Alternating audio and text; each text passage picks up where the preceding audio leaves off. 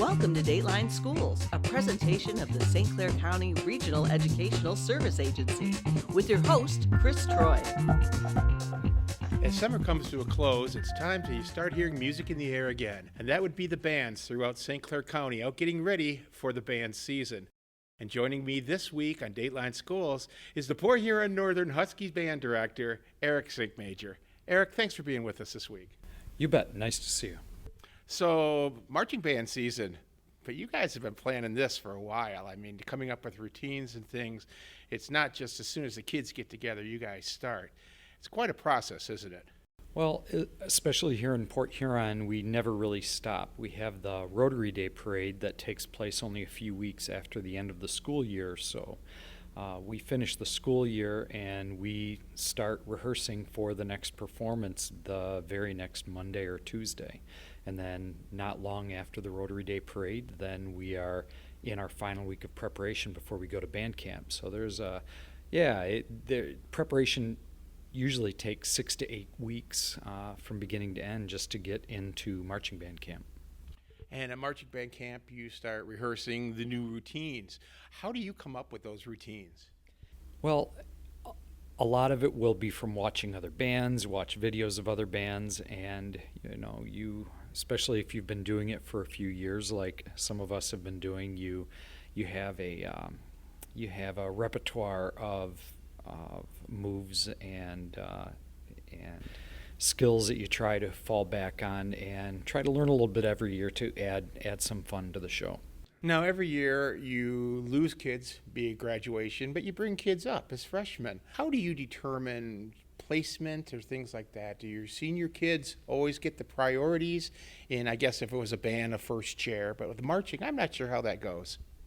With us, we like to favor and reward those that have been with us the longest. Some of the leadership positions are auditioned or interviewed for, but in terms of part placement, we try to reward and lean towards the people who have the most experience tonight. So we've mentioned the kids. How many kids are there in this year's Husky band? This year's band is at about 130, and we're growing a little bit every year. We had a couple of rough years in there, but we're continuing to climb back up a little bit at a time, as a lot of programs did across Michigan and across the country. Fortunately, we have really good feeder band directors with Jaron Kirschenbaum and with Robert Kruger, and they're doing a really nice job supporting our numbers and encouraging kids to continue to play their instrument and give it a try up at Port Huron Northern. Now, Erick, how many concerts or I guess games do you guys play as a marching band?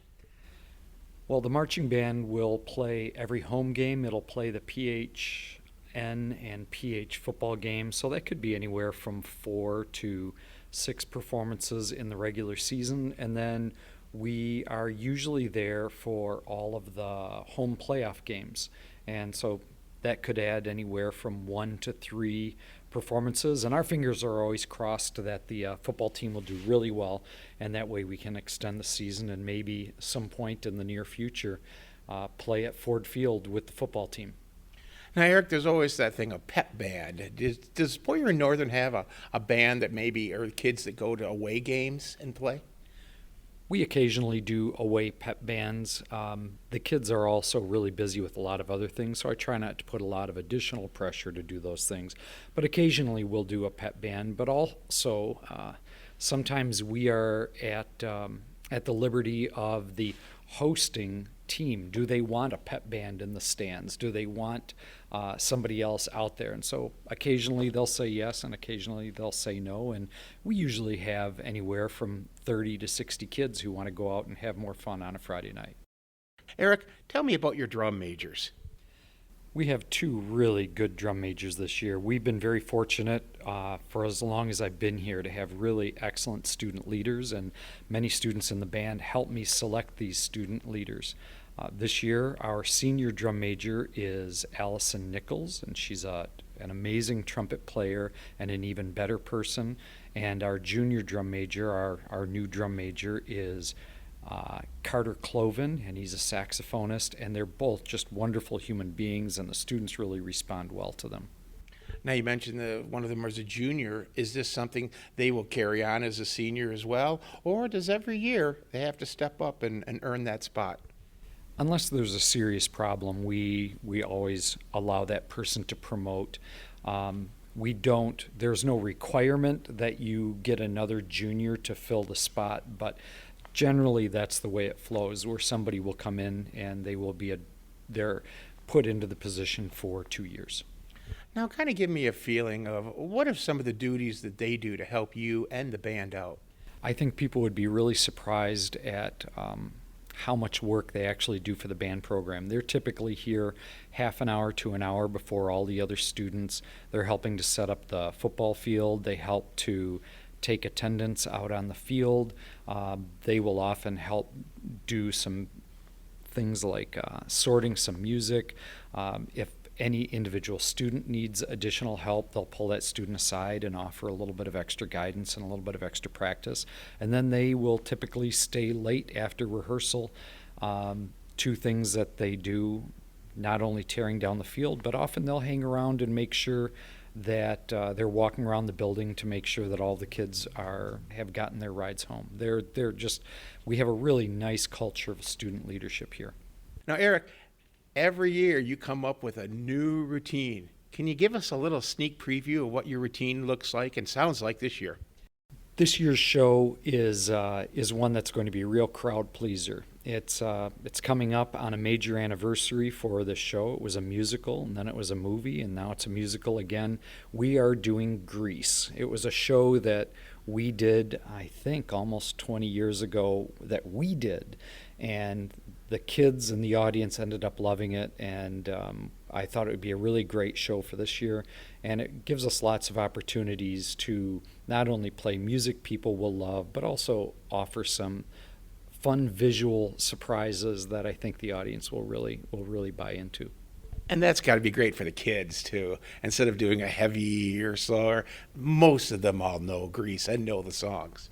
Yeah, it's each show that you choose has a purpose, and my primary audience is those families that are sitting in the stands on Friday nights. Yes, we occasionally do a competition. Yes, we occasionally do a festival. But my audience is those people that come to our games on Friday nights, and also the students. I want them to really look back on the show and have fond memories and enjoy the process of putting the shows together. So the 23-24 school year, marching band isn't the only thing that you do. I mean, you're involved with a number of bands. Tell me just a little bit about some of the other bands here at Port Huron Northern. We have 3 concert bands. We have a jazz band, we have pep bands, we have a marching band, some chamber ensembles, and some portion of our program performs about 50 to 60 times a year. So about once a week, our students are performing somewhere for somebody. That could be at festivals, it could be at a community event, it could be a concert, it could be performing for 6th graders someplace. So it's a really busy program, and the students enjoy it. I mean, why are we learning to play instruments? It's so we can perform. Well, thank you for everything that you do, and thank you for being with us this week. For Dateline School, coming from Port Huron Northern's band room, my name is Chris Troy.